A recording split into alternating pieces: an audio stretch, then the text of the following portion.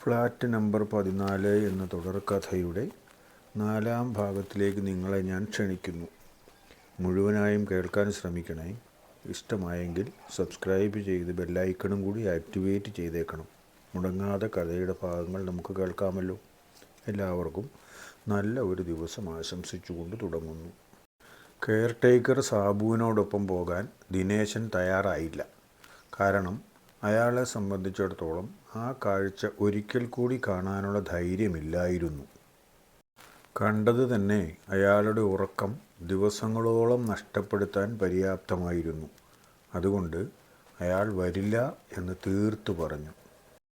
ദിനേശൻ അങ്ങനെ പറഞ്ഞതുകൊണ്ട് സാബുവിനൊരു ചെറിയ സംശയമുണ്ടായിരുന്നു. അയാൾ പറഞ്ഞത് വെറുതെയാണോ എന്ന്. എന്നാലും ഇങ്ങനെ ഒരു വിവരം അറിയിച്ച സ്ഥിതിക്ക് ഒന്ന് പോയി നോക്കി സത്യസ്ഥിതി അറിയാതിരിക്കുന്നതും മോശമാണല്ലോ. അതുകൊണ്ട് സാബു 1-ാം നിലയിലെ ഒരു താമസക്കാരനെ കൂടി കൂട്ടിന് വിളിച്ച് ലിഫ്റ്റിൽ കയറി 14-ാം നിലയിൽ പോയി ഇറങ്ങി. ലിഫ്റ്റിൽ നിന്ന് ഇറങ്ങുമ്പോൾ തന്നെ കാണാം ഫ്ലാറ്റ് നമ്പർ 14 ഈയുടെ മുൻവാതിൽ തുറന്നു കിടക്കുകയാണ്. ലിഫ്റ്റിൽ നിന്ന് ഇറങ്ങുന്നിടത്ത് നിന്നും 4-ഓ 5-ഓ ചുവട് മുന്നിലേക്ക് വെച്ചാൽ മാത്രം മതി ആ വാതിൽക്കലെത്താൻ. കൂടെ ഉണ്ടായിരുന്ന താമസക്കാരൻ പിന്നിൽ നിന്നതേയുള്ളൂ. സാബു വാതിൽക്കലെത്തി ഒന്ന് എത്തി നോക്കി. അകത്ത് തളം കെട്ടിക്കിടക്കുന്ന ചോരയാണ് ആദ്യം കണ്ണിൽപ്പെട്ടത്. അവിടെ നിന്നും അകത്തേക്ക് കയറാൻ അയാൾക്ക് തോന്നിയില്ല. അവിടെ നിന്ന് നോക്കുമ്പോൾ തന്നെ കാണാം ഫാനിൽ തൂങ്ങിക്കിടക്കുന്ന ഒരു ശരീരം. കൂടുതലൊന്നും നോക്കാൻ നിൽക്കാതെ സാബു പിന്തിരിഞ്ഞ് ലിഫ്റ്റിന് നേർക്ക് ഓടുകയായിരുന്നു.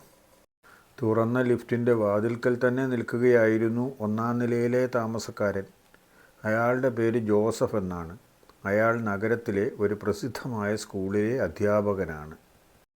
അയാളുടെ ഭാര്യ മറ്റൊരു സ്കൂളിലെ അധ്യാപികയാണ്.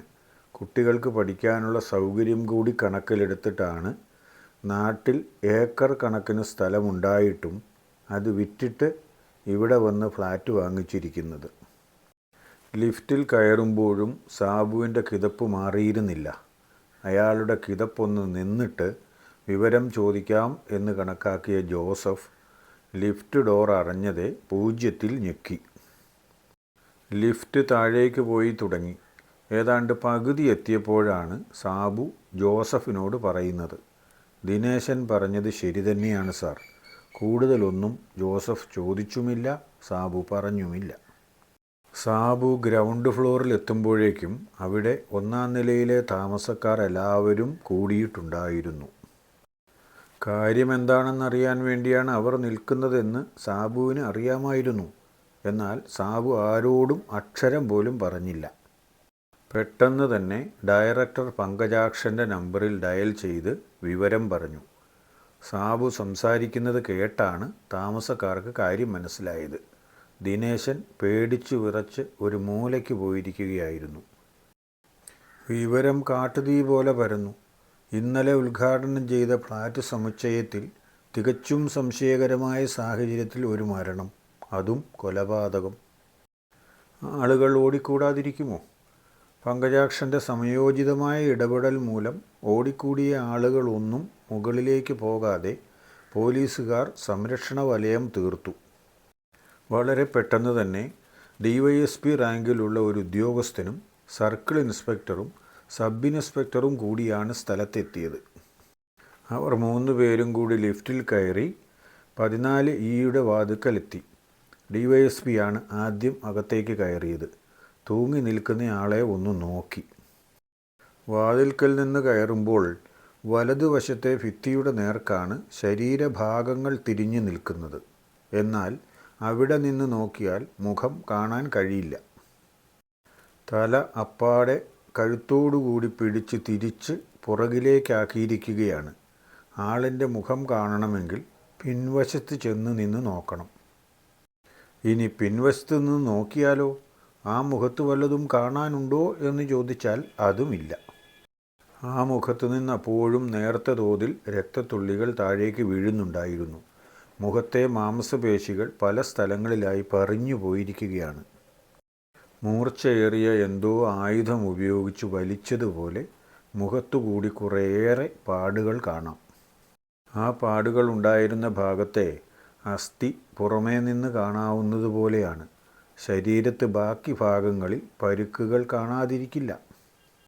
ഒഴുകിയ ചോര മുഴുവനും മുഖത്തു നിന്നും ഒഴുകിയതാകാൻ സാധ്യതയില്ലല്ലോ എന്ന് വിചാരിച്ച് അല്പം കൂടി വിശദമായി നോക്കി. മുഖത്ത് കണ്ടതുപോലെ തന്നെയുള്ള പാടുകൾ പുറത്തുമുണ്ട്. പല സ്ഥലങ്ങളിലും വാരിയെല്ല് തെളിഞ്ഞു കാണാം.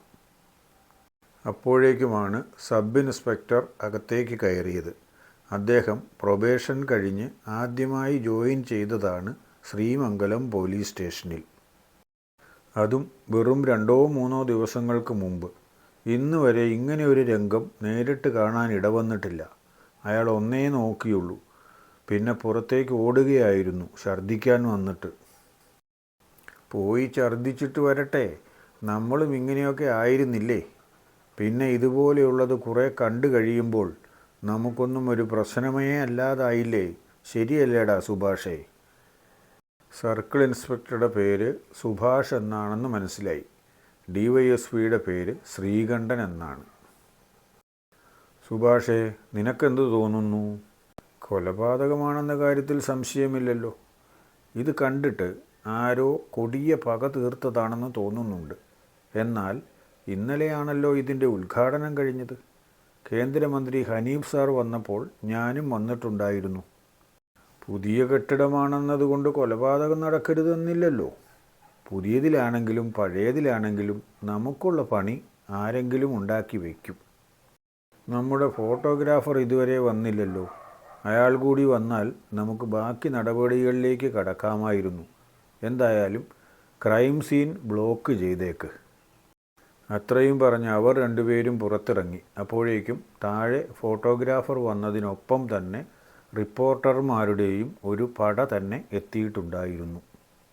വായിക്കുകയും കേൾക്കുകയും എല്ലാം ചെയ്യുമ്പോൾ നിങ്ങൾക്ക് തോന്നുന്ന അഭിപ്രായങ്ങൾ കമൻ്റായി ഒന്ന് എഴുതിയേക്കണേ. എല്ലാ ദിവസവും ഒന്നും ഓരോ ഭാഗങ്ങൾ ഇടാൻ കഴിയുന്നില്ല. 2-3 ദിവസങ്ങൾ കൂടുമ്പോൾ ഓരോ ഭാഗങ്ങൾ ഇടാം കേട്ടോ. സബ്സ്ക്രൈബ് ചെയ്യാത്തവരൊന്ന് സബ്സ്ക്രൈബ് ചെയ്തേക്കണേ.